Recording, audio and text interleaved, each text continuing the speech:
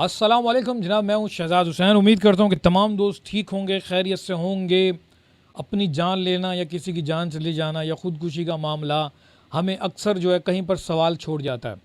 वहाँ पर हमें सवाल का जवाब ज़रूर मिल जाता है जहाँ पर बेरोज़गारी हो, तंगी हो, आपके हालात बेहतर ना हो। वहाँ पे कोई घर का जो साबिक जो बड़ा होता है, अगर वो अपनी जान खुद ही ख़त्म कर दे तो फिर सवाल का जवाब मिल जाता है कि यार बेरोज़गारी थी, तंगी थी, हालात ने मजबूर कर दिया। वहाँ पर सवाल का जवाब बिल्कुल नहीं मिलता जहाँ पर आपके पास खाने पीने के लिए बहुत सारी चीज़ें हों, दुनिया में आपके जो औलाद है उसका नाम भी हो, माने भी जाते हों और ठीक ठाक कमाई का ज़रिया हो, यानी कि लाखों रुपए भी आ रहे हो घर के अंदर। वहाँ पर ये सवाल जो है ना थोड़ा सा जन्म लेता है और इसका जवाब बड़ी मुश्किल से मिलता है। तो आज की वीडियो में जनाब जो मैं आपको बताऊंगा वो आपने ख़बर सुन भी ली होगी, पर ये कुछ इसमें पैगामात हैं, कुछ नसीहतें हैं जो कि आम पाकिस्तानियों के लिए, जितने भी यूट्यूब के व्यूवर्स हैं उनके लिए बहुत ज़रूरी हैं। पहली बात तो ये कि जनाब आज की जो ख़बर है, अगर आप लोग नहीं जानते, मलाइका अरोड़ा जो कि मुन्नी बदनाम हुई डांसर, उस गाने से ये मशहूर हुई थी, उसके हवाले से आम लोग इसको जानते हैं। तो उनके वालिद ने छठी मंजिल से कूद कर जान दे दी और वो जनाब मुंबई में रहते थे और उनका अपार्टमेंट था, छठी मंजिल से उन्होंने कूदा और उनकी वालदा ने देखा कि चप्पल पड़ी हुई है और उनके जो शौहर हैं वो वहाँ से है नहीं, वहाँ गायब है। तो बाद में बाहर जब घर के बाहर गए तो वहाँ पर देखा कि जनाब लोग जमा हुए हैं और अफरा तफरी का आलम है। पता चला कि इनके जो शौहर हैं उन्होंने छलांग मार दी। अच्छा, यहाँ पर एक सवाल बनता है, वो ये कि जनाब आखिर में उन्होंने अपनी बेटियों से फ़ोन पर क्या बात की। ठीक है, इससे पहले ये ख़बर जो है ख़ुदकुशी की जो ख़बर है वो अरबाज़ ख़ान के पास पहुँची।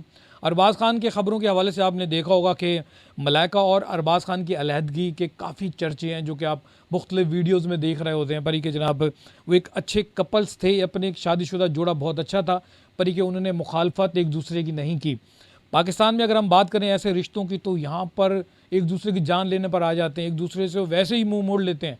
अगर मियाँ बीवियों और उनकी अलहदगी हो जाए तो एक दूसरे के लिए कहते हैं कि देखा मेरी बददुआ लगी है। तो इस तरह के मामलात हमें देखने को मिलते हैं, पर कि यहाँ पर ऐसा नहीं हुआ। अरबाज़ ख़ान के पास जैसे खबर पहुँची तो अरबाज़ ख़ान उनके घर में गए, ताज़ियत की। तो ये एक अच्छे इंसान होने का सबूत है।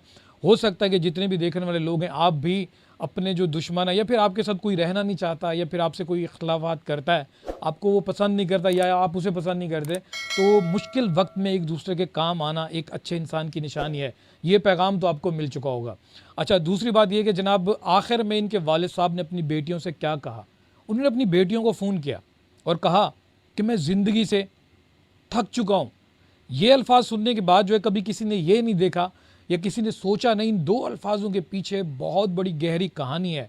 वो ये कि हम अब अपने माशरे के अंदर इतने बहुत सारे हमारे रिश्ते होते हैं, कभी हम उनको वक्त नहीं देते, उनसे बात नहीं करते, उनकी परेशानी नहीं सुनते, उनको अहमियत देना बंद कर देते हैं।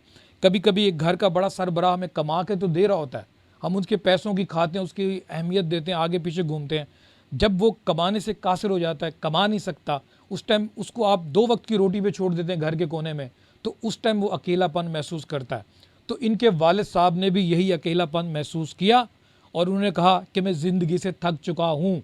ये 2 अल्फाज जो है ना, आप और मेरे लिए बड़ा सवाल है। अगर आप लोग शेर व शायरी करते हैं या किसी चीज़ के बारे में सोचते हैं या तज्ज़िया निगार हैं, तो आप इन 2 अल्फाजों के गहराई में जाकर पता कर सकते हैं कि ऐसे बहुत सारे दुनिया में आसपास लोग हैं जो आपको भी ये कह सकते हैं कि मैं ज़िंदगी से थक चुका हूँ।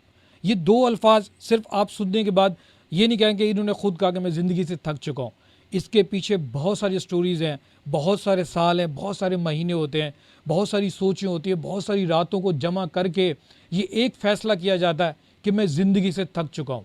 खुदारा अपने आसपास के लोगों का, जो भी आपके बुज़ुर्ग हैं उनका ख्याल करें, उनको अहमियत दें, उनको हीरो बनाकर रखें। उनको कहें कि आप हैं तो हम जिंदा हैं, अहमियत देना सीखें, वरना इसके वालिद की तरह आपके वालिद साहब भी हो सकते हैं। उम्मीद करता हूँ कि आज का पैगाम आपको समझ आ चुका होगा। मेरी तरफ से अल्लाह हाफ़िज़।